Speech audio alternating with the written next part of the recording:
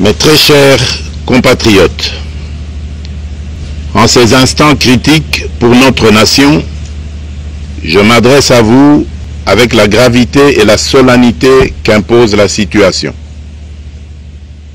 L'Est de notre pays, en particulier les provinces du Nord Kivu, du Sud Kivu et de l'Ituri, fait face à une aggravation sans précédent de la situation sécuritaire. Les forces de défense du Rwanda, en soutien de leurs marionnettes du M23, poursuivent leur entreprise terroriste sur notre territoire, semant la terreur et la désolation parmi nos populations. Je partage avec vous la douleur et l'indignation face à ces attaques barbares.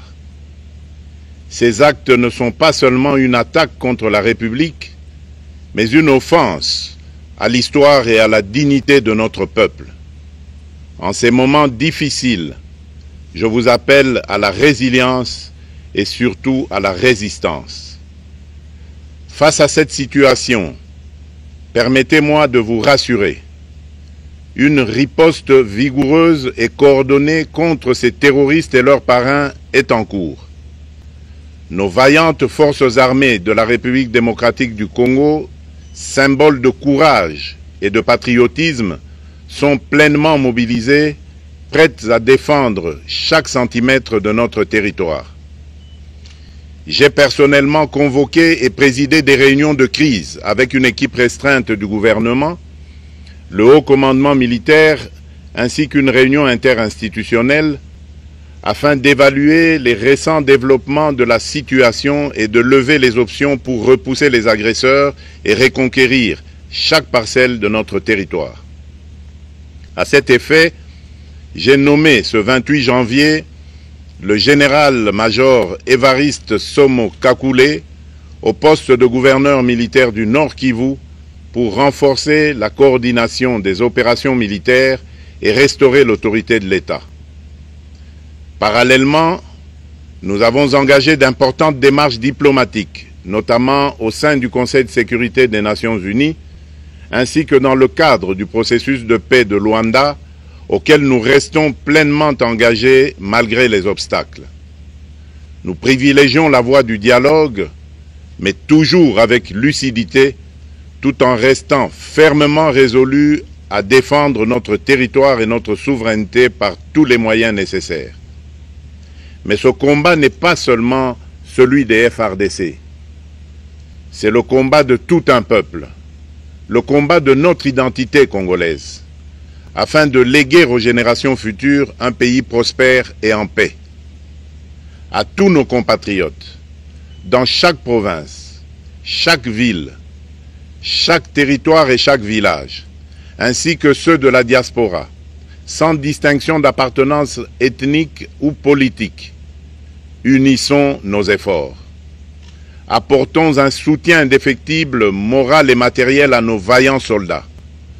Mobilisons-nous comme un seul homme pour défendre notre souveraineté et sauvegarder notre intégrité territoriale.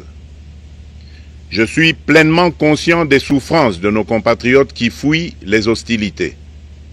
Le gouvernement est instruit d'activer le plan d'urgence humanitaire pour venir en aide aux déplacés. À vous, habitants de Goma et des environs, je ressens profondément votre douleur qui est aussi la mienne. Elle traverse nos cœurs et nos âmes en tant que fils et filles d'une même patrie. Mais face à cette épreuve, je vous exhorte à puiser dans cette force intérieure qui fait la grandeur du peuple congolais. Résistez avec courage. Faites preuve de vigilance constante et gardez votre calme malgré l'adversité. Sachez que nous ne sommes pas restés inactifs. Des plans de contingence sont préparés pour assurer la protection de la population civile et prévenir toute escalade de la violence. Les dispositifs de sécurité ont été renforcés pour protéger les zones stratégiques et nous travaillons sans relâche pour garantir le fonctionnement des services essentiels. Je tiens à rendre un hommage solennel à tous ceux qui ont payé le prix ultime dans cette lutte pour notre dignité et notre souveraineté. J'ai une pensée pieuse pour le général-major Peter Chirimwami, gouverneur militaire du Nord Kivu, tombé les armes à la main. Je m'incline avec respect devant la mémoire de tous nos militaires et de tous les Wazalendo tombés sur le champ d'honneur. Je pense aussi aux soldats de la mission de la communauté de développement d'Afrique australe, la SAMI DRC, qui combattent à nos côtés, aux casques bleus de la MONUSCO, qui ont sacrifié leur vie pour la paix, ainsi qu'aux innombrables civils victimes de la barbarie ennemie. Leur courage et leur sacrifice ne seront jamais oubliés, et nous portons leur flambeau avec la ferme détermination d'achever leur noble combat. Je voudrais ici interpeller directement la communauté internationale et l'Union africaine. Le Rwanda continue de violer ouvertement et sans scrupule les principes fondamentaux de la Charte des Nations Unies ainsi que les accords régionaux. Pire, ces agissements se déroulent dans une impunité totale et ce, avec un mépris manifeste des règles internationales et des valeurs que ces institutions sont censées défendre. Cette attitude arrogante, qui ne cherche même plus à masquer ses forfaits, est une provocation inacceptable à l'égard de notre souveraineté et de la stabilité régionale. La présence de milliers de soldats rwandais sur notre sol, leur soutien politique, logistique et militaire à leur pantin du M23, ainsi que leur implication dans l'exploitation illégale de nos ressources naturelles, nous conduisent tout droit à une escalade aux conséquences imprévisibles, mettant en danger toute la région des Grands Lacs. Votre silence et votre inaction face à la barbarie du régime de Kigali et aux atrocités perpétrées par ses supplétifs sur notre territoire constituent un affront non seulement à la République démocratique du Congo, mais également aux valeurs universelles de justice et de paix. Le peuple congolais prend acte de cette passivité qui frôle la complicité. Soyez sûrs d'une chose, la République démocratique du Congo ne se laissera pas humilier ni écraser. Nous nous battrons et nous triompherons. Congolaises et Congolais, l'heure est certainement grave, mais notre détermination est encore plus inébranlable. Ce moment critique nous offre l'opportunité de montrer au monde ce qui fait notre force, c'est-à-dire notre unité sans laquelle tous nos efforts seraient vains. Je vous appelle à être vigilants, mais à ne pas céder à la haine, aux divisions ou à la violence. Je condamne avec la plus grande fermeté les actes de vandalisme et de pillage qui ont visé certaines missions diplomatiques accréditées en République démocratique du Congo, ainsi que des intérêts privés dans la ville de Kinshasa. Ces comportements irresponsables dénaturent l'expression saine de notre colère face à l'agression barbare nous imposée et jettent une ombre sur les manifestations pacifiques de soutien à nos vaillantes forces armées qui luttent avec courage et abnégation pour défendre notre souveraineté. Notre engagement doit rester ferme et discipliné.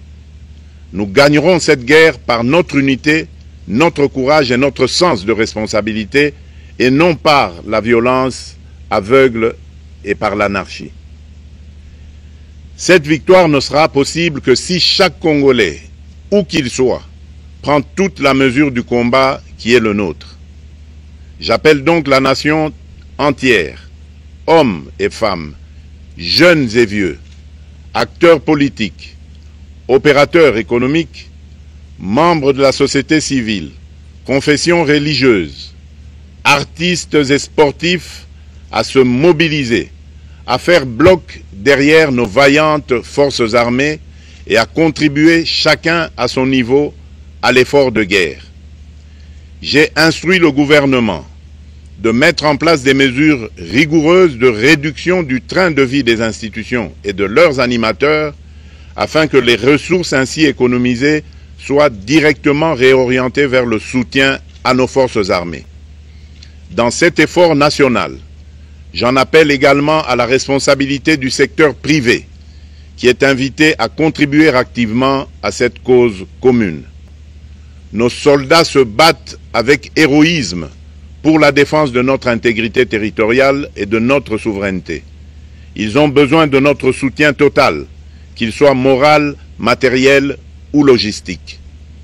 À la jeunesse congolaise, pilier et espoir de notre nation, je vous exhorte à répondre massivement à l'appel de la patrie. Le moment est venu de vous lever, de mettre votre énergie et votre créativité au service de la nation. Nous devons renforcer nos rangs et chaque jeune Congolais prêt à défendre son pays a une place au sein de nos forces armées. Enrôlez-vous massivement dans l'armée. Vous êtes le fer de lance de notre projet et votre mobilisation est déterminante pour la victoire finale. Aux braves populations du Nord Kivu, du Sud Kivu et de l'Ituri, vous êtes le symbole de la résilience congolaise, une source d'inspiration pour toute la nation. Vous n'êtes pas seuls dans cette épreuve. La République tout entière se tient à vos côtés, unis dans l'espoir et la lutte.